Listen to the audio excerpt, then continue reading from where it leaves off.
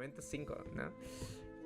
No penséis que he venido a abrogar la ley o los profetas. No he venido para abrogar, sino para cumplir. Porque de cierto os digo que hasta que pasen el cielo y la tierra, ni una jota ni una tilde pasará de la ley, hasta que todo se haya cumplido.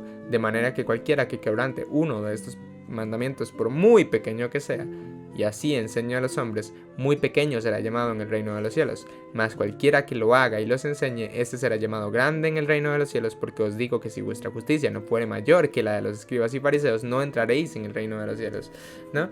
Entonces, vamos a ver, o sea, primer contexto, ¿no? Aquí hay mucho contexto, muchísimo contexto histórico que necesitamos ir comentando. Entonces, simple.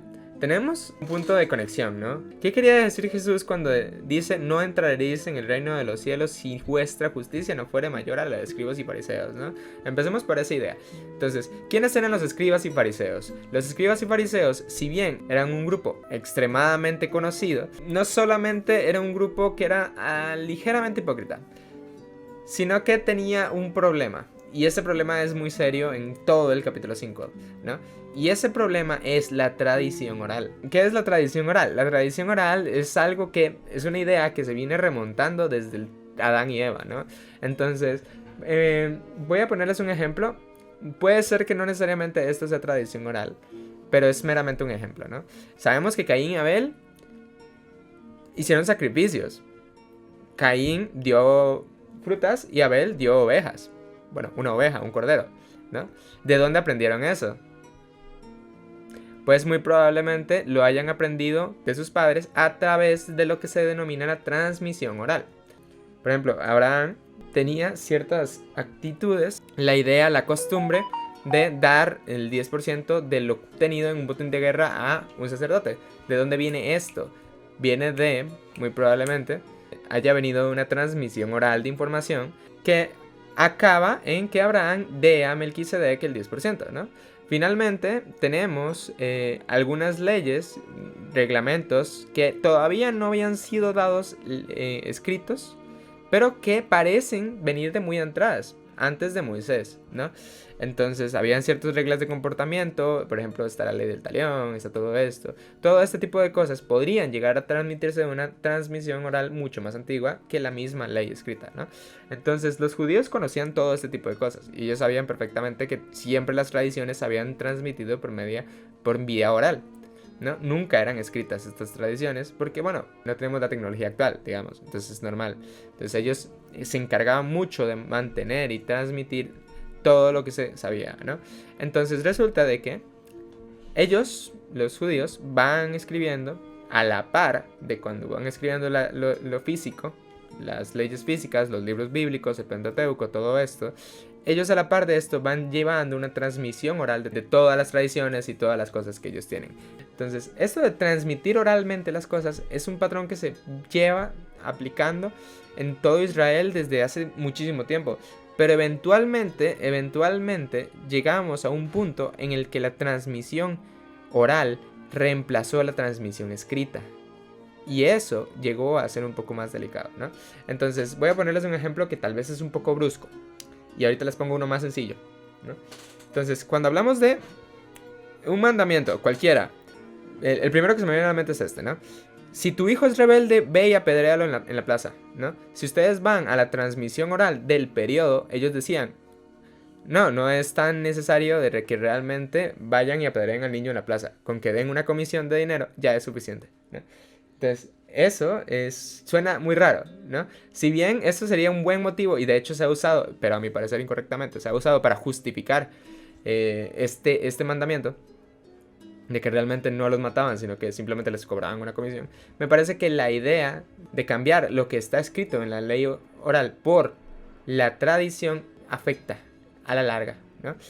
Otro ejemplo, para que vean que tampoco la tradición oral es maliciosa. Cuando hablamos de ojo por ojo, diente por diente, eso está en la ley. No está explícito, pero sí entendemos de que está en la ley.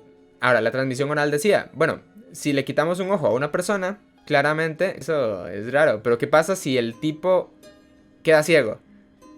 No le podríamos quitar el ojo porque no llegó al punto de quitarle el ojo, pero tampoco llegó al punto de no podemos dejarlo ciego. Entonces, bueno, ¿qué hacemos ahí? ¿O qué pasa si lo dejó medio manco? ¿Dejamos al otro vato también medio manco? ¿O le cortamos el brazo completo? Ese tipo de cosas para los judíos era un tema de debate. Entonces ellos decían, bueno, debatimos esto y esta fue la conclusión a la que llegamos. Entonces, hacen un registro oral, que era algo así como, bueno, están estos 900 ancianos que querían esto y está este vato aquí perdido que quería esta otra cosa. Y esa es la transmisión oral. Ahora, esa transmisión oral eventualmente fue mutando poco a poco, ¿no? Ahorita voy a mostrarles un ejemplo de mutación de esta transmisión oral. Entonces, termino la idea que estaba teniendo, ¿no? El vato, ¿verdad? Cuando pierde el ojo, entonces ellos dijeron, bueno, no vamos a hacer eso, no vamos a quitarle el ojo, sino que vamos a pedirle una comisión. Si le da una cachetada, van a ser 400 sus sims. Si le arranca un ojo, van a ser 800 sus sims. Así. Y era una comisión de dinero. Y siempre, yo no sé por qué los judíos acababan siempre en ese ciclo, ¿no? O sea, muchas veces los cambios de la ley eran cambiar de matar, quitar o destruir algo a pedir una comisión de dinero. Eso siempre me pareció muy, muy curioso, ¿no? La ley, esto no lo vemos, no es tema, ¿no? La ley no es algo para seguirse al pie de la letra. No es algo necesariamente malo que ellos hayan hecho esto. Lo que es realmente malo es lo que les voy a comentar ahora, ¿no? Entonces, vamos a poner un ejemplo para que vean más o menos el nivel de cosas que se mencionaban en la Midrash. Entonces, ahora, voy a ponerles el caso del horno de Ahnai, ¿no? Tenemos un ritual. Básicamente voy a simplificar muchísimo. Si algún judío, judaizante o raíces hebreas me está escuchando en este momento, sepa que estoy simplificando mucho. No les voy a mancillar el horno de Ahnai por explicarlo simplificado, ¿no? Entonces, el horno de Ahnai es un horno que yo tengo ahí, parto en varios pedazos y esos pedazos los pego con arena y lo que sea que ocupe yo para pegar eso, ¿no? Ahora, la pregunta es, un horno por definición es puro, porque la ley dice que es puro, pero un horno de Ahnai, un horno cortado y pegado, no es puro, por la definición de que, bueno, no queremos cosas cortadas y pegadas. Entonces, ¿qué pesa más? ¿El horno, porque tener fuego es puro, o el hecho de que por estar pegado y cortado es impuro, ¿no? ¿Debemos purificar ese horno o no debemos purificar ese horno, ¿no? Entonces, el horno de Ahnai tiene una historia detrás, tampoco es como que sea tan así, como, hey, es algo tan simplista, ¿no? Pero sí, la idea es esa, o sea, ¿cómo llegamos de discutir sobre cómo se debe aplicar una ley del Pentateuco a discutir sobre si un horno se debe partir o no a la mitad? ¿Me entienden? Entonces, eventualmente se fue perdiendo el rumbo. Se fue perdiendo el hilo del tema, se fue perdiendo la visión que se tenía en su momento y acabamos teniendo cosas que nos terminaban de alejar de la línea de eventos de la ley escrita. Y eventualmente eso fue mutando aún más a casos como por ejemplo el visto en el Nuevo Testamento, que es muy conocido, que es básicamente, hey, ¿cómo ustedes no ayunan cuando deberían estar haciéndolo tus discípulos, ¿no? Y Jesús le dice, no, ellos no ayunan porque me tienen a mí. Ya, ellos ayunarán cuando yo me vaya, ¿no? Ese es el primero. Segundo, otro que es muy conocido. ¿Cómo es posible que sus discípulos no se laven las manos antes de comer si es una violación? ¿Una violación a la ley o es una violación a la ley oral? Esa es la pregunta. Era una violación a la ley oral, más no a la ley normal. ¿Cómo es posible que tus discípulos coman en el día sábado? ¿Es una violación a la ley o es una violación a la ley oral? ¿Me entienden? El momento en el que la ley oral se superpone a la ley escrita es ahí cuando Jesús toma riendas y critica esto, ¿no? Ahora, podemos decir, no estaba mal el que tuvieran, el que Jesús se lavara las manos poco antes de comer, digamos. O sea, tampoco es que la ley oral sea necesariamente algo ontológicamente malo. El tema es superponerla ante la ley escrita. Y eso es lo que criticará y va a criticar constantemente Jesús, ¿no? Entonces, él dice, si vuestra justicia no fuere mayor que la de los escribas y fariseos, no entraréis en el reino de los cielos, ¿no? Entonces, esto es simple. Los fariseos habían hecho una justicia propia. Una justicia que no solo era la ley escrita, sino que también era la ley oral. Y aparte de tener estas dos leyes, ellos decían, debo superar estas dos porque si no supero estas dos, no seré justo. Y ahora ellos pensaban que cumplían ambas leyes y se creían moralmente más justos. Y Jesús les dice, sí, ¿sabes qué? Aunque tengas ese nivel de justicia, sí. O sea, Jesús no necesita decirles a ellos que son injustos. Luego lo va a decir, ¿no? Jesús no necesita decirle que ellos son injustos. Jesús necesita decirles, hey, viera que, tranquilo, ley oral, ley escrita, cúmplalo todo y aún así no entra el reino de los cielos, mano. Porque ¿sabe qué? Usted necesita una justicia aún mayor que esa. Porque a pesar de que usted cumpla eso que usted dice que cumple, a pesar de que usted tiene estas cuestiones que podrían ser políticamente correctas, en realidad no le van a servir de nada. Entonces Jesús ni siquiera apela a que ellos cambien su actitud, apelan a que ellos cambien su búsqueda, ¿no? Y eso es lo que nosotros terminamos haciendo, ¿no? Tenemos una justicia mayor.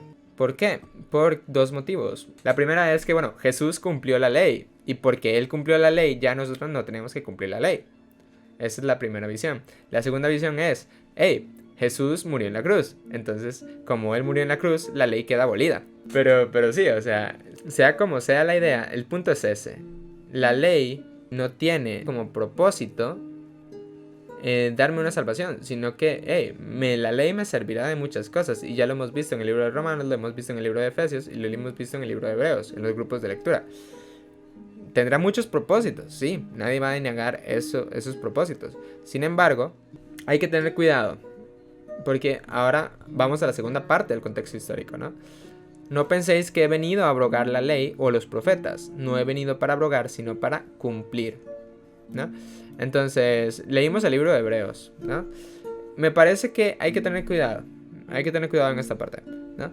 Porque Jesús no tiene como intención cambiar nada de la ley, y hay una justificación que mucha gente ha dado y he visto mucho y es muy popular y quería comentarla, ¿no? La idea de que como Jesús era Dios, Él podía cambiar la ley. Eso me parece bastante funable, ¿no? El principal hecho es que específicamente el que haya sido escrita es el motivo por el cual la ley fue escrita, es porque era variable.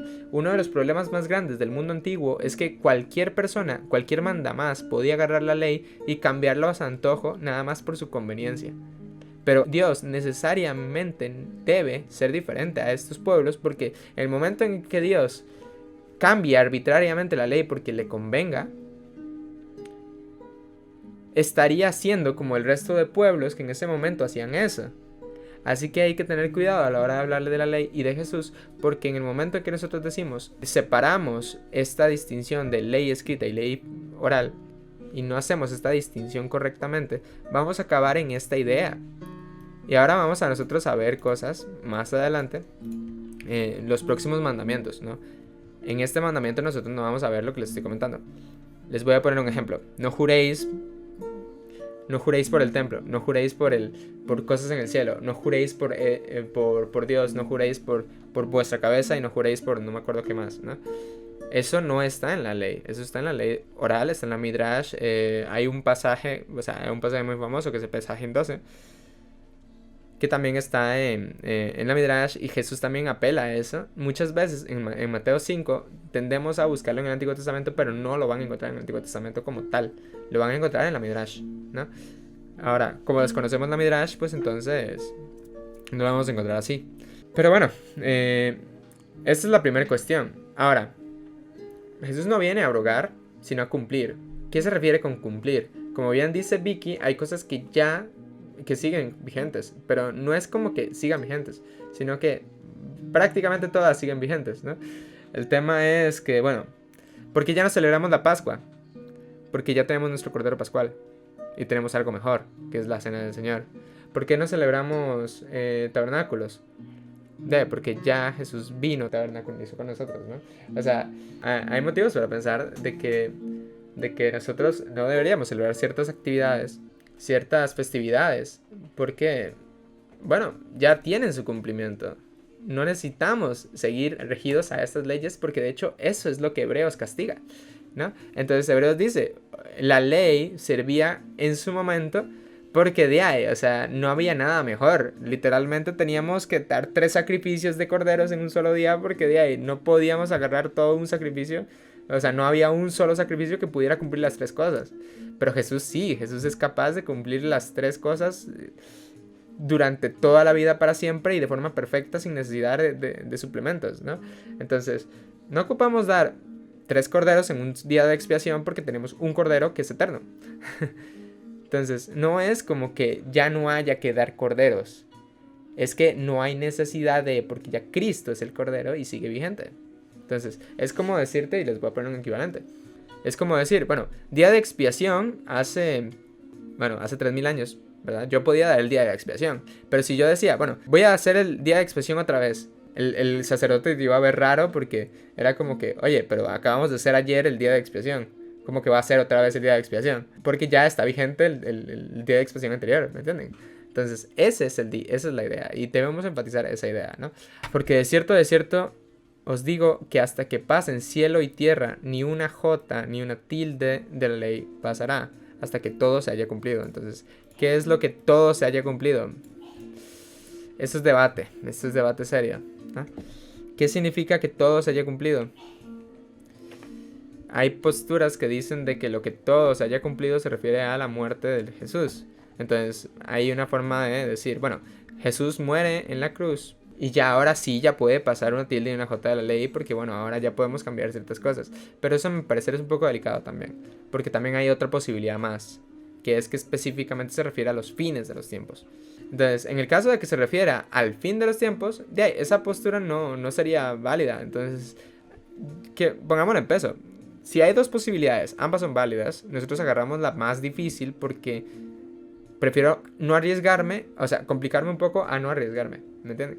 Entonces, personalmente yo prefiero y voy a adoptar la posición de que todo se haya cumplido es hasta el final de los tiempos, ¿no?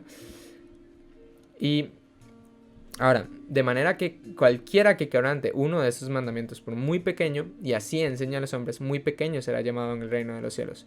Mas cualquiera que los haga y los enseñe, este será llamado grande en el reino de los cielos, porque os digo que si vuestra justicia no fuera mayor a la de los escribas y fariseos, no entraréis en el reino de los cielos, ¿no? Esto es llamativo porque, bueno, voy a ponerles un equivalente, ¿no? La idea de que alguien sea grande en la tierra, grande en el cielo, es espectacular por un motivo, ¿no? Todos sabemos que en el cielo las cosas son mejores, ¿no? O sea, y estas son las palabras que habla Jesús. Entonces dice, es mejor ser pequeñito aquí en la tierra, pero grande en el cielo, que grande en el cielo y pequeñito aquí en la tierra. Y él dice, miren, pongan a Juan el Bautista. Juan el Bautista es el hombre más grande que ha existido en la faz de la tierra. No hay discusión ahí. Ahí no hay discusión. Y es un versículo bíblico textual sin riesgo de interpretaciones. Eso es indiscutible. Juan el Bautista es el hombre más grande que existe en la tierra, ¿no? Pero ¿qué dice Jesús después? Siguiente versículo. Pero aún así es menor a cualquiera, hasta el más pequeño de los que están en el cielo. ¿Me entienden? Entonces, el hombre más grande aquí en la tierra es incapaz de superar al más pequeño allá en el cielo. Entonces, estas cosas de, será llamado pequeño en el reino de los cielos, para un judío es importante, es necesario, es poderoso. Ajá. Ahora, otra cosita que hay que comentar, ¿no? Para abrogar la ley o los profetas, ¿no? Esta distinción, la ley o los profetas, es una forma de las 7 que normalmente se habla de la ley, ¿no? Cuando se dice ley o profetas, se refiere a específicamente todo lo que es el Pentateuco, los profetas, tanto mayores como menores, ¿no? Ahora toca problemón, y aquí nos vamos a embarrar, ¿no? Errores comunes de interpretación. Mateo 5:17 no significa que debemos guardar la ley para entrar al reino de los cielos. O sea, hay que entender una cosa. Esto, si yo soy una persona que cree de verdad que las obras pueden llegar a salvar de una u otra forma, este versículo es fuerte, pero piénsenlo detenidamente. Realmente nosotros somos capaces de superar las obras de los escribas y fariseos. O sea, uno dice, bueno, son hipócritas, pero solamente son hipócritas. ¿El resto de cosas qué? Entonces, bien, son hipócritas, pero se lavan las manos todos los días. Cuando van a escribir la palabra de Dios, agarran sus manos acá, se lavan como los masoretas, ¿no? Cuando van a hablar al templo, tienen tanta dignidad por el nombre de Dios que ni siquiera lo mencionan. Se perdió la pronunciación del nombre de Dios por el cuidado que los escribas y fariseos tenían al nombre de Dios, ¿no? Analicen bien esa situación. ¿Realmente se consideran ustedes capaces de ser más justos que los fariseos y escribas en el sentido de obras? Solamente porque son hipócritas. Y lo peor de todo es que Romanos luego llega y dice, todos somos hipócritas. O sea, no hay diferencia entre el fariseo y el escriba a nosotros. De verdad que no la hay. Y entonces dimensionemos bien qué se refiere Jesús con si vuestra justicia. No se refiere a un sentido de obras, y hay que entender eso. Entonces, si una persona que va a dar este mandamiento va y explica de que esto es un sentido de obras, tiene que ser consciente de que eso está mal. Y por eso es que yo comento este tipo de cosas, ¿no? Ahora, Jesús fue el único que pudo cumplir la ley para darnos la entrada al reino de los cielos, ¿no? Esa es la primera interpretación que yo les di. La segunda interpretación, bueno, ya se las sabrán. Ahora, la justicia no es igual a la justificación. Tienen que tener en cuenta eso. Porque, por ejemplo, la DHH traduce justicia como justificación. Entonces, esto es una minucia. Eso es una minucia. O sea, voy a explicarlo nada más porque, repito, quiero explicarlo todo para que si algún día les toca dar este mandamiento, pues lo entiendan bien y lo enseñen de la mejor forma. Pero no es lo mismo justicia a justificación. Justicia es cualquier cosa que yo haga o actúe por mi cuenta para demostrar que yo soy justificable. Justificación es lo mismo, pero no es solamente lo mismo, es más amplio. También abarca, o sea, justicia solo tiene un significado. Justificación tiene dos significados. Este que acabamos de ver y uno adicional que es alguien que llega e impone justicia sobre ti, te da un dictamen legal, por así decirlo. Entonces, traducir esto como justificación da ambigüedad. Traducirlo como justicia es seguro. A lo que se refiere Jesús es justicia. Porque quiere explicar que se refiere al acto de hacer algo, no al acto de recibir algo. ¿Me entienden? Y por eso se utilizan las palabras adecuadas, ¿no? Ahora, es una minucia. No los van a matar si dicen justificación. Digamos, porque, repito, son dos significados los que tiene justificación. Pero, tal vez, para el periodo en el que fue escrito, justicia era la mejor palabra y por eso Jesús utiliza esa palabra, ¿no? Ahora, escribas son intérpretes de la ley. Pero no solo son intérpretes de la ley, son personas que, en su mayoría, bueno, su funcionalidad era escribir cosas. O sea, se les decía, hey, vieras tú que en cierto juicio dictaminamos esto y esto, escríbelo en una cosa y este era el escriba, sería como una especie de secretaria. Pero eventualmente los escribas, bueno, tienen tiempo libre. Entonces los escribas que específicamente iban transmitiendo la información sacerdotal, también iban transmitiendo la información de la ley, iban reescribiéndola, pasándola a sus notas personales, escribiendo por los reyes, etc. Entonces los escribas eran también intérpretes de la ley. No eran solamente escritores, sino que también eran intérpretes de esta ley. Ajá. Entonces, terminado eso, algunos datos curiosos. Los ricos, los escribas y fariseos eran el estándar más alto de justicia que tenía el pueblo de Israel. Entonces, los ricos, ¿por qué los ricos eran altos en estándar de justicia? Básicamente, los ricos eran... había una regla de ese tiempo que decía algo así como: si tú tienes mucha plata, tú puedes hacer mejores obras, porque básicamente puedes pagar gente para que ayude, puedes darle comida a los pobres en más cantidad porque tienes más plata, y tienes más tiempo libre porque no necesitas trabajar tanto como el resto. También está relacionado a una idea del Gehenna, ¿no? Seol decía, bueno, el Seol es un cementerio y en el Seol vamos a ir todos cuando muramos, ¿no? Entonces ahí van todos, tanto buenos como malos. Entonces los israelitas creían de que, de hecho, si nosotros hacíamos el bien, no es necesariamente, o sea, así porque sí, porque fuerza, nos debía venir algo bueno. Esdras hizo lo posible para que estudiásemos el Antiguo Testamento. Vamos a ver. Recordemos que se perdió Templo de Israel. A pesar de que fuera el personaje malo, Esdras es importantísimo. Esdras solo fue un motivo para debatir, ¿no? Para debatir entre nosotros. Pero Esdras es un personaje bueno. Es un personaje muy fuerte. Y el templo se había destruido. Esdras lo reparó. Y no solo reparó el templo, sino que reparó todos los escritos que en su momento se perdieron. Entonces, vamos a ver. Tenemos el templo destruido. Todos los libros obviamente se iban a perder y se iban a redistribuir por todo lado. Entonces Esdras hizo el trabajo de recopilar todo eso y luego va y lo lee al pueblo que no había podido leer la ley en muchísimo tiempo. Lo hacen Nehemías, de hecho, no lo hacen Esdras, curiosamente. A mí me encanta ese cameo. Es como Esdras bien viejito y Nehemías diciéndole: Esdras, es tu momento de brillar. Y ya él le lee la ley a todo el pueblo, ¿no? Mateo 5:20 es la primera vez que se utiliza la palabra escriba en el Evangelio de Mateo. Este es el primer momento donde se nos habla, es el inicio de la narrativa de Mateo capítulo 5, ¿no? Ahora, ya terminamos el contexto histórico del mandamiento. Ya creo que expliqué lo general del contexto histórico. Si hay alguna duda, me la escriben por el chat, ¿no?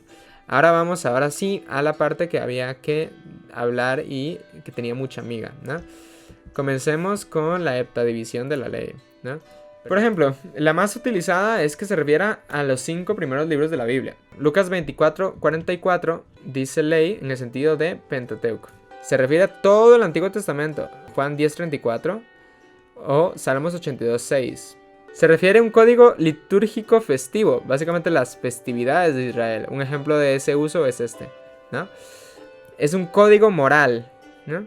Se refiere a las leyes morales de Israel. Ese también es muy usado en el Nuevo Testamento.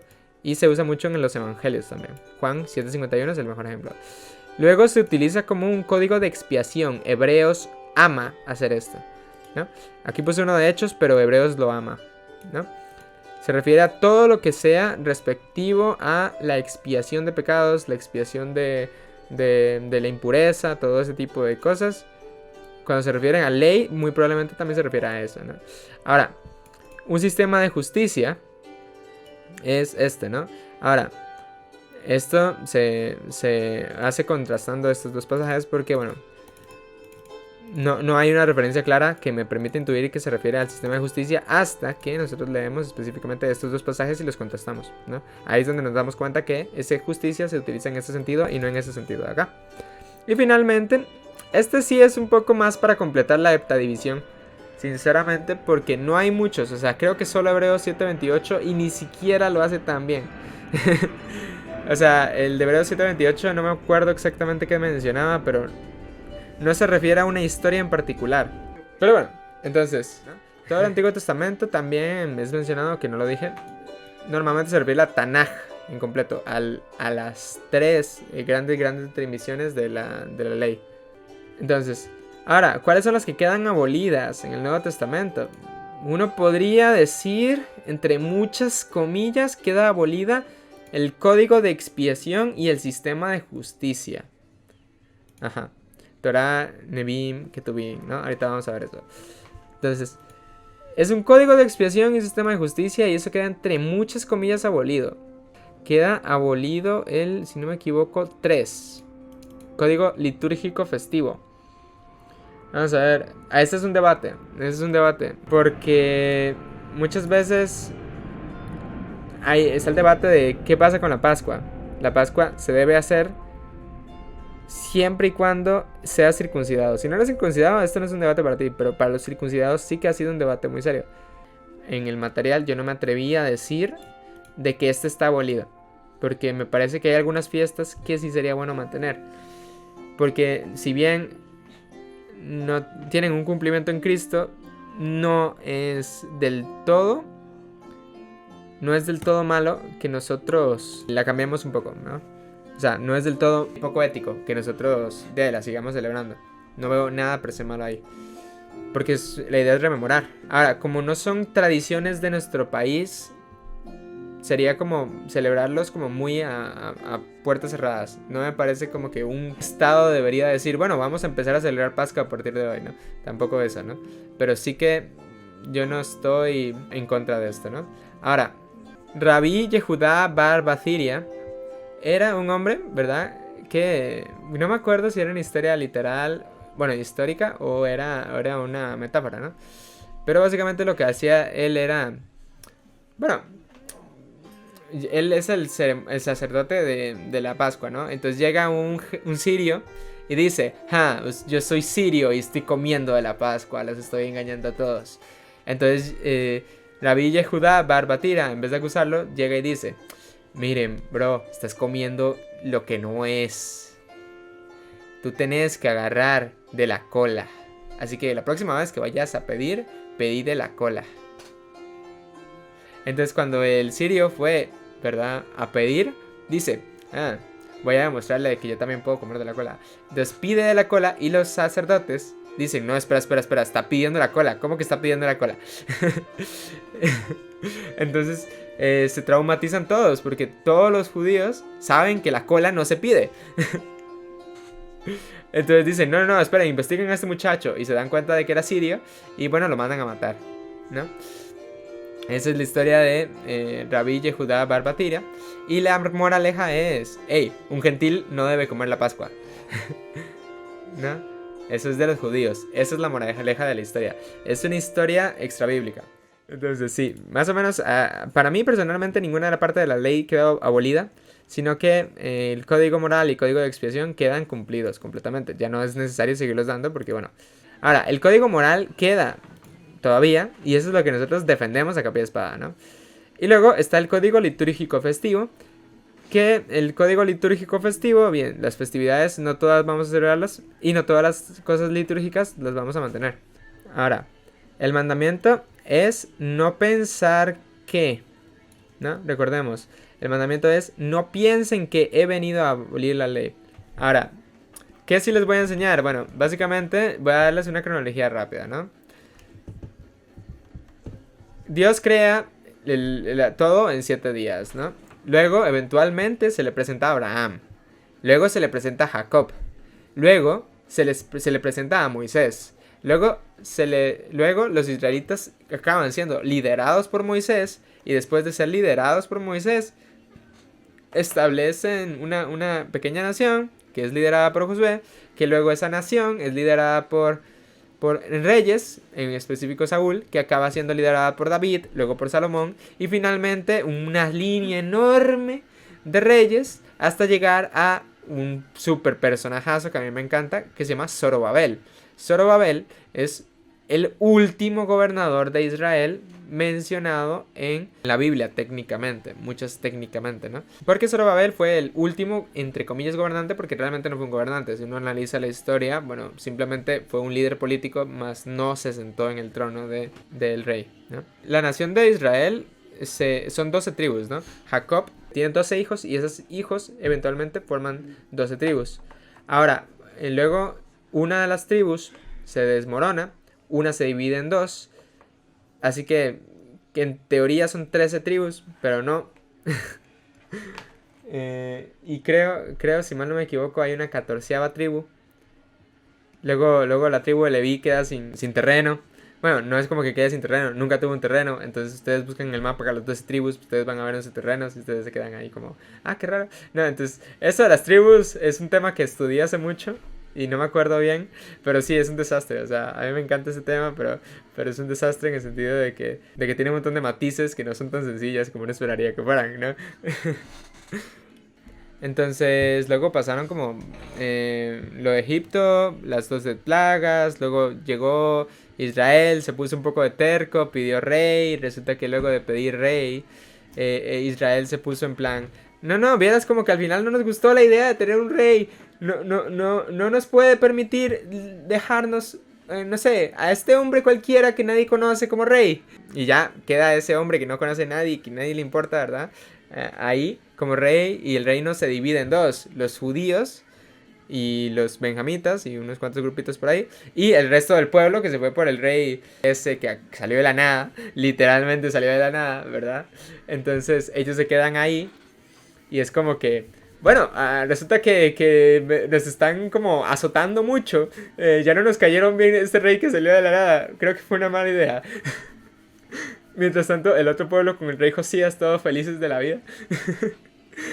Entonces, sí, o sea, ellos dicen, no, vieran como que este rey es horrible, ¿verdad? Luego acaba llegando el imperio asirio, acaba destruyendo el reino del rey que salió de la nada. O sea, hubo un rey que reinó 7 días. ¿Saben lo que es reinar 7 días? O sea, eso no es triste, es muy triste. Sí, fueron caprichos de ellos. O sea, fueron caprichos de ellos, pero son 7 días. O sea, el vato consiguió el trono, feliz de la vida. Llega un vato, lo apuñala. Y ya, 7 días, ahí quedaste, ahí queda tu reinado. Fue a ser recordado para siempre. No, o sea, wow. Perdón, esto es un paréntesis completo, ¿no? Luego de esto, luego de que pasaron todos los reyes, llegan los profetas. Los profetas ya solucionan un poquito los problemas que... Nada, mentira, no solucionan nada, los israelitas son bien tercos. Entonces, ya, ahí quedó, o sea, llegan los profetas, dicen, no, ¿saben qué? Ustedes son demasiado malos, yo creo que Dios los abandonó completamente. Va a llegar Neobabilonia y los va a destruir, pero así como súper destruidos, resulta que los destruye y llega Zorobabel y reconstruye toda la nación, ¿no? Entonces, ese es un ultra resumen, un poquito más detallado que el resumen que está en el material. Pero es un resumen, ¿no? A ver, los judíos tenían un problema muy serio, ¿no? Y este sí es un problema muy, muy serio. Y es que tenían muy poca confianza por Dios. O sea, el más importante de ellos es que ellos consideraban de que los dioses paganos realmente existían, ¿no? Entonces ellos decían, bueno, los dioses paganos existen, pero Jehová yo soy es el más importante de todos los dioses, ¿no? Que existen. Y esta era una idea que de verdad sí existía en el judaísmo y uno lo puede ver en la Biblia. Y eso es muy preocupante. Eso es muy preocupante porque, bueno, básicamente es el principal problema del 99% de los problemas de Israel, ¿no? Ahora, judío es una forma para ser usada como sinónimo de israelita, ¿no? Todos los israelitas se les puede llamar judíos y no debería haber nada malo. O sea, si bien es más específico llamarlos por su tribu, por ejemplo, a un levita llamarlo levita, a un benjamita llamarlo benjamita, pero realmente no hay nada inherentemente malo llamar judío a un israelita en general, ¿no? De hecho, muchas veces la Biblia lo hace. Cuando se hace el Hechos capítulo 3, si no me equivoco mal, cuando Pedro está haciendo su discurso, él menciona varones israelitas. Y luego abajo dice varones judíos, ¿no? Se refiere al mismo grupo de gente. No es un grupo cambiante, no está refiriéndose a otras personas, ¿no? Entonces, nosotros tenemos Antiguo y Nuevo Testamento. Los judíos no solamente tienen Antiguo Testamento. Entonces, Israel solo tiene un testamento. De hecho, no les gusta que le llamemos Antiguo Testamento porque Antiguo suena como pasado de moda, ¿no? Pero realmente ellos, la forma en que llaman el Antiguo Testamento, lo que nosotros llamamos Antiguo Testamento, ellos lo llaman Tanaj, ¿no? Entonces, Tanaj es Torah, Nevi'im, Ketuvim, ¿no? Sería algo así como las leyes, los profetas y los escritos, ¿no? Sería la traducción de ese acrónimo, ¿no? Acróstico. Ahora, algo importante hay que saber es que, bueno, o sea, los judíos son ultranacionalistas. Ahora, los judíos son extremadamente territoriales. Entonces, ellos de verdad les importa mantener íntegra su nacionalidad, les importa mantener íntegra sus agrupaciones. Y este es el motivo por el cual ellos rechazan tanto la idea de un Mesías, ¿no? Entonces, vamos a ver, cuando viene Jesús, llega y hace lo que Zorobabel no hizo, ¿no? Que básicamente Zorobabel echó a los gentiles de Israel, mientras que Jesús trajo a los gentiles a Israel. Y eso es muy chocante porque, bueno, es lo contrario a lo que esperaban. Y de hecho no es lo único contrario a lo que esperaban. Si nosotros leemos la profecía de Isaías 51, parece necesariamente que el Mesías viene en forma agresiva y llega Jesús y de hecho viene en forma muy pasiva. Y a ellos les choca mucho ese término, ¿no? Ahora, ellos reinterpretan muchos de los pasajes del Antiguo Testamento para específicamente dejar mal la posición de Jesús, ¿no? Entonces, hay muchas cosas que nos pueden ayudar para poder enseñarle a un judío desde cero. Claro, a menos que sea apologeta judío. En tal caso, mejor llamen a una persona que le sepa, ¿no? Yo les voy a dar la forma básica para que puedan tener un contexto general. Si se topan un apologeta, pues ya llaman a alguien más especializado en eso, porque, bueno, no le van a ganar con el conocimiento que les voy a brindar el día de hoy. Entonces tenemos aquí unas cuantas cositas y que quiero comentarles antes, ¿no? Entonces, tenemos dos grandes libros, ¿no? De la tradición oral, que es lo que estábamos comentando hace poquito. El primero, la Mishnah. La Mishnah es el libro de la tradición oral, ¿no? Resulta que la Mishnah es como el año 300, pero recopila todo lo que se sabía hasta el momento en tradición oral. Es enorme. Y luego está la Gemara. La Gemara es un comentario a la Mishnah. La Mishnah es una interpretación de la tradición oral. Cuando nosotros agarramos Gemara y Mishnah y los juntamos, sale Midrash. La Midrash es el conjunto de la Gemara y la Mishnah, la tradición oral y los comentarios a las tradiciones, tanto orales como escritas, ¿no? Entonces, es como decir, agarrar la Biblia y meterle los comentarios de Matthew Henry sobre la Biblia. Más o menos algo así, ¿no? Ahora, esta Mishnah es el libro de la tradición oral en su totalidad. Ahora, tenemos la Tanaj y la Mishnah, que podemos separarlas perfectamente. Jesús criticó la Mishnah, no criticó la Tanaj, ¿me entienden? La Tanaj chida, Mishnah mala. Entienden el punto al que voy, ¿no? Ahora, la Tanaj son, ustedes lo van, si quieren investigar ese tema, usen sefaria.org, ¿no? Es una ORG que recopila todo lo que se sabe de los diferentes libros. Tiene la Tanaj, tiene la Mishnah, tiene el Talmud, tiene todo lo que ustedes quieran saber lo tiene, ¿no? Ahora, cosas ahora sí importantes de los judíos, ¿no? Recordemos que los judíos no creen en la Trinidad, ¿no? La Trinidad es un término muy llamativo, ¿no? Pero, de hecho, es que ese es el tema. La Trinidad es ontológicamente necesaria, ¿no? Entonces, si tenemos un ser trascendente que sobrepasa la realidad, la Trinidad es la única forma de tener la plenitud del amor. Entonces, voy a resumirlo muy rápido, ¿no? Tenemos a Dios, ser trascendente absoluto con todas las perfecciones, ¿no? Este ser trascendente absoluto tiene la perfección del amor, pero la perfección del amor no debe ser contingente, ¿no? ¿Qué es contingente? Que no puede ser dado a los humanos, porque los seres humanos pueden morir, se pueden corromper, se pueden alejar, todo esto. Ese amor debe ser dado entre sí mismo. Pero al no haber otros dioses, pues entonces se lo debe dar a sí mismo, pero a la vez no siendo el mismo, como es el caso de Jesús y Dios. Pero si Jesús y Dios se dan amor entre ellos, tal amor sería egoísta. Por más que sea un amor completamente ágape o completamente incondicional, tal amor sería egoísta. Por lo que necesitamos también al Espíritu Santo para que tal amor sea pleno, no egoísta, ágape y en todo sentido no contingente, ¿no? Entonces, la idea de una Trinidad choca mucho, pero es una necesidad ontológica, ¿no? Es necesario que sea así. Entonces, esa es una de las buenas formas para poder explicarle a una persona que de hecho el cristianismo es verdad. Porque vamos a ver, si si realmente Dios tiene todas las perfecciones, tiene la perfección del amor. Y la perfección del amor implica una Trinidad, ¿no? De forma necesaria. Entonces, usando solo la Biblia, usando solo el